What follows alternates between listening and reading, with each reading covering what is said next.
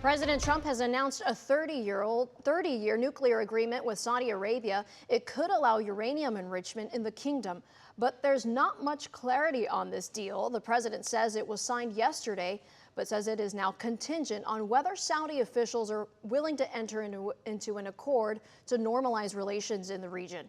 ABC's Rena Roy breaks this down for us.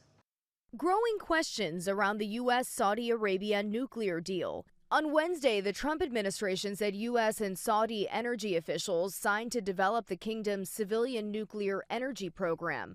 But now President Trump says it's contingent upon Saudi Arabia joining the Abraham Accords, a set of agreements meant to normalize relations between Israel and Arab nations. He wants to see these countries sign the Abraham Accord. It was one of the most historic accomplishments of his first term, and it continues to be a long-term goal of his to expand those accords to ultimately come to a place where the Middle East can be a peaceful and stable region. Experts say with this 11th hour stipulation, the deal could very well be called off. They might be inclined to join the Abraham Accords, but not doing it in such a public way. So if this was not a part of the deliberations, a part of the talking, I think this is going to fall apart. Meanwhile, House Democrats are warning if the deal goes through, it could spark a nuclear arms race. I mean, the president says what we're trying to do is to stop Iran from having a nuclear weapon.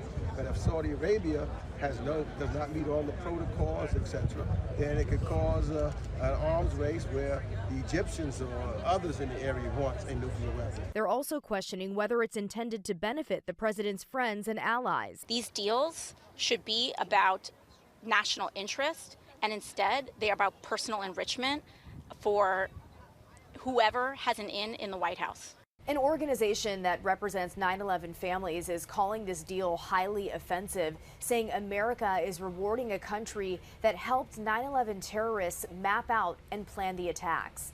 Rena Roy, ABC News, New York.